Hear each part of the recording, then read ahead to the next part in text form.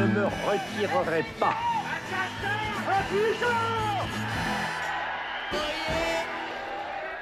C'est une enfant d'Uzerche. Un père communiste, une mère catholique, une famille comme bien d'autres dans cette ville ouvrière. Calme en apparence, Dominique Grador est une jeune fille qui aime apprendre, s'enrichir et comprendre. Que faites-vous en mai 68 ? J'ai 16 ans et je suis au lycée d'Uzerche.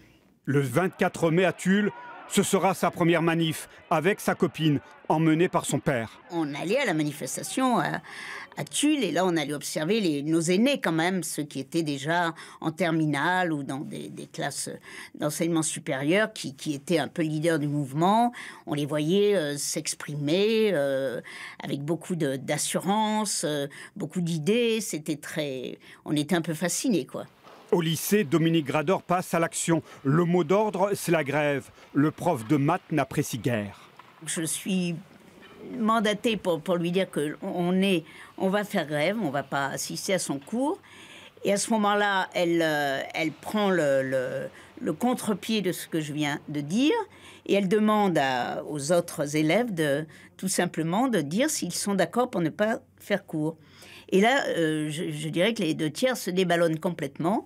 Donc on reste quelques-uns à porter cette revendication. Mais comme je me suis fait le porte-parole de tout le monde, elle dit donc à ce moment-là à mes petits camarades que finalement, je fais là une démonstration de ce que un esprit totalitaire qui est celui de mes idées, du courant de pensée qui se manifeste, peut provoquer.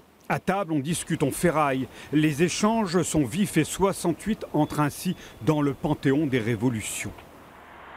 C'est pas une révolution violente, c'est pas une révolution où du jour au lendemain il y a tout est bouleversé, mais c'est une révolution en ce sens que les gens s'engagent sur autre chose, quoi. Il y a un bouleversement de l'état d'esprit des gens, quelle que soit, j'ai envie de dire, presque leur posture politique.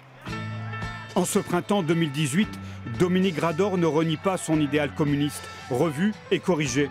Plongé dans l'exercice du pouvoir, première adjointe à Tulle.